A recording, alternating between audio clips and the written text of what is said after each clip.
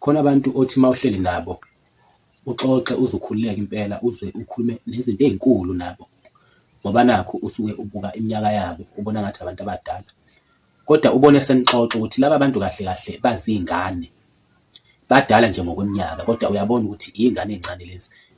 Kunabantu othola ukuthi bazi izinto ey'fizikali kuphela, bazi into ebonakala ngeso lenyama kuphela, abazi ukuthi kunezinto ey'khona nje emhlabeni kodwa ongeke uze uy'bone ngeso lenyama, okwazi ukuzwa kuphela egazini ukuthi zikhona kodwa futhi uthole ukuthi ngeso lenyama ayibonakali futhi ayithinteki.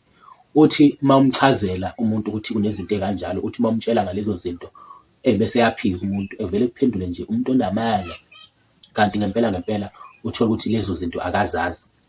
Ngilalele-ke insizwa lapha ikhuluma ngabaculi baphesheya o-Chris Brown, o-Beyonce no-Jay-Z.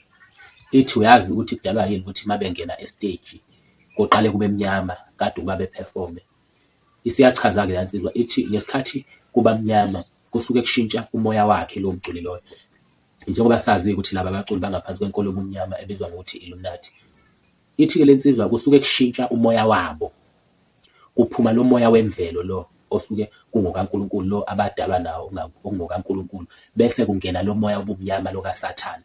Ngesikhathi bephefoma la estage kusuke sengasaphefumi bona original kodwa kusuke sekuphefoma lesi silwane lesi abasuke sebengena umoya waso, lo moya lobumnyama abasuke bengena umoya wabo ngaleso sikhathi bephefoma nje stage. Ingakho isikhathi esiningi uyobona uma bephefoma ubone kuhlanya abantu, kukhala abantu, zonke lezo zinto lezo.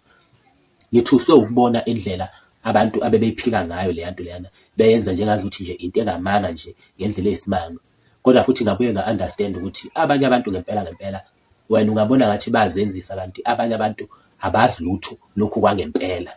Kuthi noma bekhuluma bephika ubone ukuthi lo muntu lona lento ngempela akayazi, yena ukhule nje ebona izinto ey'fizikali nje, azi ukuthi into ekhona emhlabeni ilento okwazi ukuyibona ngamehlo nokwazi ukuyithinta kuphela, kanti khona ezinye izinto ey'khona ngokwemoya yazo othola ukuthi awukwazi ukuyibona. Uyabona nje ngake ngathuka ngibona enye into, ngangihleze ngizwa ishiwo kuthiwa ikhona kodwa ngingazi ukuthi ikhona ngempela. Ngangingazi mina ukuthi kanti kukhona umhlaba ongaphansi kolwandle, ngangizwa bexoxa nje kuthiwa kunomhlaba ngaphansi kolwandle, ngisho ukuthi bakhuluma ngomhlaba mhlawumbe onjena nje onomoya ney'hlahla kanje, kanti uyiwo impela umhlaba onazo impela iy'hlahla ney'ntaba nakho konke, kodwa umehluko ukuthi khona kusuke kunamanzi. Kodwa zonke lezi zinto esiy'bona la emhlabeni zikhona nakhona noma zingafani nse nalezi thina esuke siy'buka la emhlabeni. Khona ngisho inkomo nje yasemanzini kodwa kunomuntu ongakwazi lokho ephila kulowo mhlaba loyo.